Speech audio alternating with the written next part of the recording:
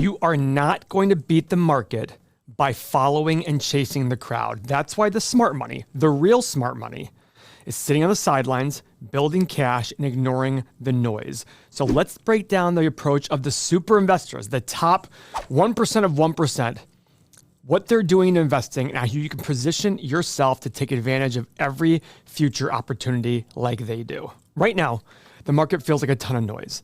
Everyone's chasing headlines, trying to guess what the Fed's going to do, what inflation's going to be next, or which AI stock is the next one that's going to pop. But that's not how wealth is built. The people who actually win in the long run, the top 1% of 1% who consistently outperform the market over long periods of time, they don't react. They are thinking steps ahead. They're preparing. They're watching. They're waiting. They're holding on to their money, and they only act when the price makes immense sense. Investing isn't about excitement, it's about discipline. And that's what this video is about. The biggest names in investing, like Buffett, Lynch, Ackman, Munger, they're not magicians. They're pretty much like you and I. They just follow a certain playbook that works, and they're very disciplined about it. If you understand that playbook, you can ignore over 99% of what's distracting everyone else right now. So let's break it down. Not just what they believe, but what they do, because strategy without behavior is merely a theory. But with the right behavior, backed by principle, that's how you can win. Let's start with Buffett. He has been outperforming the market since 1955. Nearly 20% annualized returns. That's over twice the S&P. And his track record is the longest track record in history for an individual investor. How does he do it? Patience, discipline, and understanding value. His biggest dollar wins, Coca-Cola, American Express, Apple. These were not hype trades. They were obvious once you ran the numbers and understood the businesses and their future. Buffett's longtime partner Munger always states that money is made in the waiting. Money is made by sitting there and letting compounding work its magic. In 1988, when Buffett thought that Wall Street was ignoring Coke, he decided not to. He bought it. And today, Buffett earns over $700 million a year just from dividends from Coca-Cola. He wasn't chasing. He was planting seeds. He also quietly used options to his advantage. Guys, we always hear that options are very risky, and they very well can be. But if you're using options, selling puts to buy companies you love at prices you love, you can make a lot of money. And that's what Buffett did to start his position in Coke. He made $7.5 million just building his first position in Coke back in 1988. Now, another guy in the 80s, a guy named Peter Lynch. Peter Lynch ran Magellan Fund from, I believe, 1978 to 1990 or so, and he annualized 29% returns. What was his edge? Simplicity. He bought what he knew. He studied what he understood. But what's interesting about Lynch is he did a lot different than Buffett. Buffett believed in a small number of positions and taking big bets. Peter Lynch believed in lots of positions and just sticking with it and finding mispricings. He would walk into a Dunkin' Donuts, he would see the line, he'd run the numbers, and he bought the stock. That's not luck. He's just using observation out there, anchored by valuation. Because remember, our fifth tenet of principle-driven investing is a great story at the wrong price becomes a bad investment. And finally, Bill Ackman. In 2020, when the world was melting from COVID, he bought protection. He spent $27 million on hedges. And guys, in a matter of 2 months, he walked away with $2.6 billion, almost 100 times his money. He wasn't panicked. He was prepared, because real investors don't guess the future. They position themselves for it. These aren't accidents. They're outcomes of a certain framework, and it's one that you can use as well. The difference isn't intelligence. Buffett and Munger always say it doesn't take an MBA or a high IQ to do well in investing. It takes emotional fortitude. Most investors get crushed, not by crashes, but by doubt. They chase the heat.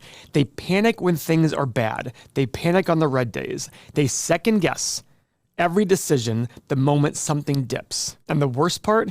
They think they're being smart. They call it adapting. But what they're really doing is they're abandoning their discipline. They're swapping conviction for convenience. Now, that doesn't mean that just because a bad story comes out, it means it's wrong.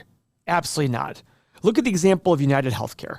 This is a company that was a great company and has been, and all of a sudden they get hit with something that could take away 55% of their business.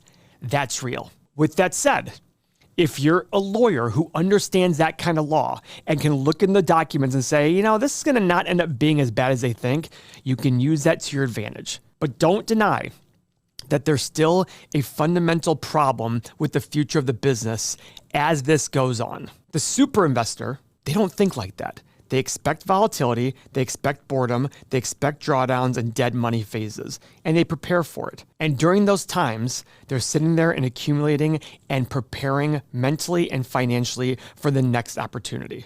They know that investing isn't supposed to be a thrill ride. It's a process. When you try to make investing exciting, you're going to make mistakes. They aren't surprised when a great stock does nothing for 2 years. They're not shocked when the market chops sideways while rates stay high. They don't panic when the news cycle screams recession because they've seen it all before, either in person or through history. They lived through everything: stagflation, credit crises, lost decades, irrational bubbles. But what stayed true through every single one of those? Valuation, cash flow, understanding what you own. Buffett has said it simply many times. You don't need to be smarter than the rest. You just need to be more disciplined than the rest. So it begs the question, why do most people fail if you don't need a high IQ to do this? Because they don't know how to be patient. They don't know how to wait. They don't know how to ignore certain noise. It's very difficult to sit with discomfort. The average person out there wants constant validation in their brokerage account, on social media, and the headlines.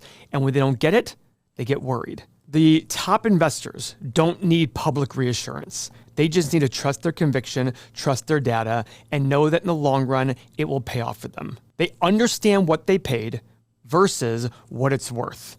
And until those numbers diverge the opposite way, they don't move. This is the edge. It's not some secret formula. It's not a prediction. It's a mindset. And if you can build that, you will stop playing the same game as everybody out there who's going to get lower returns. You start investing like the super investors because we're all capable of it.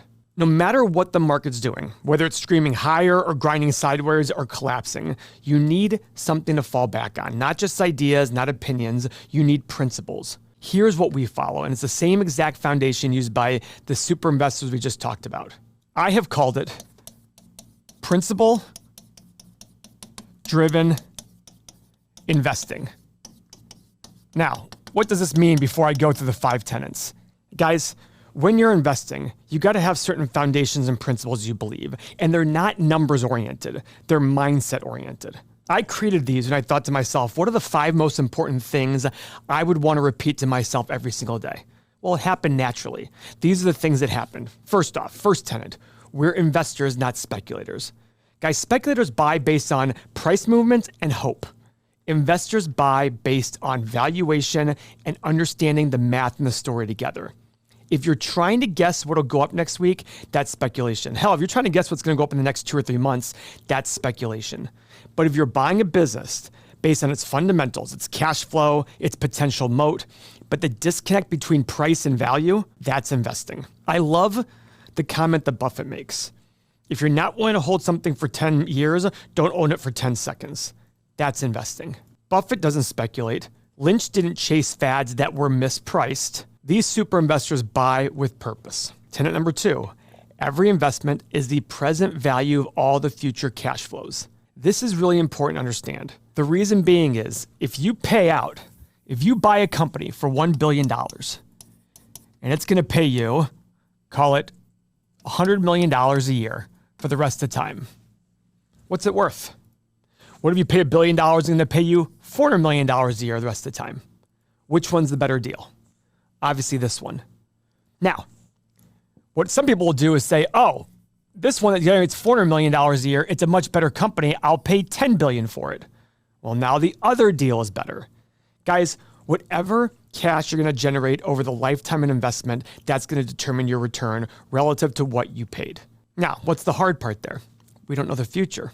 And we're humans and we make mistakes. But you've got to remember that if you cannot assess reasonably what the future looks like, you're going to have a problem valuing the business. Tenet number 3, if we don't understand it, we don't invest in it. Sounds simple, but this is where most investors lose. You don't need to know everything. You just need to understand what you're buying and be able to reasonably estimate the future of the business. I'm not telling you to be exact, but there's a reason why our stock analyzer tool has a low, middle, and high assumptions for the future, because we don't know what the future is going to look like. But we want to come out with a range of outcomes and what those returns would be based on those outcomes. I always say, if you can't explain how a company makes money, you're going to not be able to explain how it loses money, and you're going to be flying blind. The top super investors don't do that. What they do is they sit there and look at the investment and say, okay, do I understand this? That's why Warren Buffett didn't buy tech in the late 90s or dot-coms, not because he didn't understand what a computer chip was. Everybody thought that was the case. It wasn't that. He said, listen, this industry is too young. I can't reasonably estimate what it's going to make in the next 10 or 15 years, so I need to bow out. Tenet number 4, in the short run, stocks are a voting machine. In the long run, they're a weighing machine. Every single super investor talks about this. In the short term, it's a popularity contest. What's popular will go up, what's not popular will go down. But guys, what's really important to understand is this is majorly disconnected from the fundamentals. In the long run, the fundamentals win. If you pay a reasonable price for a business today, and 10 years from now, the business is making 10 times more money, you're probably going to see a 10 times return on your money. But in the short run, I have no idea what you're going to see. The market could all of a sudden hate the company because of some random event or some CEO makes some statement they don't like, and boom, the stock plummets. Or all of a sudden, some meme group out there on Reddit says, let's go buy this company, and it skyrockets 30 times the next year and a half. But is that fundamentals driven? That's the point. In the short run, it's a voting machine. In the long run, it's a weighing machine. And the fifth, but probably most important tenet, a great story can become a bad investment if you pay the wrong price. Every Magnificent Seven stock is a great story. They're all great businesses, and they're real businesses. But that doesn't mean they're always going to be great investments. In the late 90s, you had to own Cisco. That was one of the companies you had to own. Guys, let's take a look at Cisco stock right now. Guys, the all-time high for Cisco was $82 on March 27th, 2000. It has never hit that number since. You might sit there and say, well, Paul, yeah, I mean, come on, the business has gone to shit. Oh, well, let's check it out. Let's go back to 1999. The year before, they did $12 billion in revenue, $2 billion in profit. Last year, trailing 12 months, they did $55 billion in revenue and $10 billion in profit. So, over 4.5 times more revenue and almost 4 times more profit. Yet the stock has never seen that all-time high since then. And guess what? It's not like the company is selling super cheap. It's selling for over 20 times free cash flow and almost 30 times earnings. It's a money-generating machine now. If I had told you back in 2000 on that all-time high of $82, that 25 years from now, Cisco, the company, would be generating 4.5 times more revenue and 5 times more profit, where would you have thought the stock would have gone? But guess what? It went nowhere. Why? Because the fundamentals were not here. The fundamentals were down here. Get rid of this right here. Look at the chart. Actually looks like a company that keeps on growing. Look at this. It just keeps on growing. And guess what? Along the way, there's ups and downs. But the fundamentals go up, the stock price goes up. That's not a coincidence. This is why Buffett sits on billions, hundreds of billion dollars in cash, while everyone else is chasing returns and the next big thing. Because for him, if the numbers don't line up, he doesn't press the buy button. Guys, these principles aren't just ideas. They're anchors on how you should look at money. They're what you hold on to when your emotions want to run. When you're feeling highly emotional in the market, you need to read these principles again. Because the market will test your patience. You don't want to be guessing. You want to have guardrails out there. Now, guys, I mentioned it earlier with Buffett. And this is the part that rarely gets talked about, but it's so important. It's something that's absolutely changed the way in which I buy stocks. Most people hear the word options and they think speculation, gambling, leverage, and that's true. But for investors, options are the exact opposite. They're tools for patience, discipline, and control. It's a way to make money while you wait for stocks to go to the price you want them to. Let's talk about Buffett again. Back in 2004, he sold long-dated put options on major global indexes. Now, for those of you who are new to options, what that means is he sat there and said, listen, I believe the markets are going to go up from here further out. So he might have sold a 10-year option. I think 10 years from now, the market's going to be a lot higher than they are today. So he sold somebody an option at a lower price saying, hey, but if it does go lower, you can force me to buy stocks at those prices. So one of two things is going to happen. Either he was going to buy a stock market at a lower price and be paid for it, or he was just going to be paid for something that he would have made money on anyhow. That's brilliance. That's what selling cash secured puts does. You get paid to buy stocks you want at lower prices, or you just get paid to sit around. Guys, let's simplify what that looks like. Let's say there's a stock selling at $100 currently, but you want it at 90. Great. Most investors are just sit there and wait for it to go down. Now you, as a new smart investor, is going to sit there and say, wait a second, instead of me waiting, why don't I just get paid for this? So maybe you get paid for $2. So in the next month, if the stock falls to 90 or below, you have to buy it at $90, but you keep your $2. So essentially you paid $88. And in the next month, if the stock stays above 90, you keep your $2 and you never get the stock. But as a disciplined investor, you say, I didn't want the stock at 95. I want it at 90. This is very important for disciplined investors. It's really important to understand that you can get paid to buy companies at lower prices. If you're able to do that, you're going to get an incredible return on your cash and you're going to buy your favorite things cheaper. Imagine going to the store and you want to buy this PlayStation 5, but you're like, I don't really need it for $500. I would love it at $400. And Best Buy would say to you, all right, we'll pay you $10 just to wait around for it to go to $400. And if it doesn't go there, you keep the $10. If it does go there, you pay us $400 and you keep your $10. That's exactly what selling puts is for the stock market. You get paid to be patient. Same thing on the other side, though, when you already own a stock. You're just sitting there and saying, I'm going to rent it out to somebody, essentially. I'm going to tell somebody, hey, the stock's currently at 90. If it goes above 100, you can have it. And somebody's going to pay you $2 for that, or whatever the number ends up being. If it stays between 90 and 100, you keep your $2. If it goes above 100, you sell it to them for 100, you keep your $2, and you get all the gains along the way. That's a covered call. Get paid to wait for your stock to grow. These aren't just some advanced option strategy. They're foundational strategies used by real investors, and that can make a world of difference. And they're especially valuable, both the cash secured puts and the covered calls, when you understand value. And they reward you for doing what most investors can't do. Wait. Guys, I started doing options in 2020, and it has been awesome. And my biggest regret, and of course, it's hard to say they're regrets, but I wish I could go back to 2000, Paul, and say, Paul, learn about covered calls and cash secured puts. I would literally have tens of millions of dollars more by doing that. So guys, if you're interested in learning about this strategy, there's a great PDF, absolutely free. Click the link below. We'll send it to you immediately so you can understand options. This has absolutely been a game changer for so many people in our community. Because once you understand how this works, you will start thinking like super investors. Most people won't do this, not because they can't, because they just will choose not to. They're going to chase the new headline.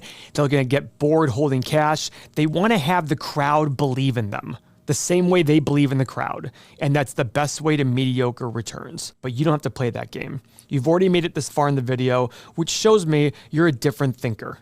You've seen how these super investors think, how they wait, how they buy what they understand, and only when the price is right, and how they use these options to set traps for value. This is your edge. Discipline and patience and understanding this is all your edge, because most investors aren't wiped out by a crash. They're wiped out by impatience. They give up too soon. They rotate too often. They ignore valuation for too long. And by the time that cycle turns, they're no longer even in the game. So you can either chase the crowd or start thinking different and getting different results. So if you want to win in 2025 and beyond, you don't need the market to be easy. You need to be prepared, because it's not about what happens next. It's about who's still standing when it does. So if you're really interested in learning more about this, do yourself a favor. Watch our full investing course. It's well worth it. It'll teach you everything from the beginning to the late stages of investing. And it doesn't matter whether you're a beginning investor or an advanced investor, there's something in there for you. And if you're more advanced, the reason to watch it is to keep repeating the same things over and over. And if you're early on investing, keep repeating these things over and over. It's not just a one and done. Thank you for your time.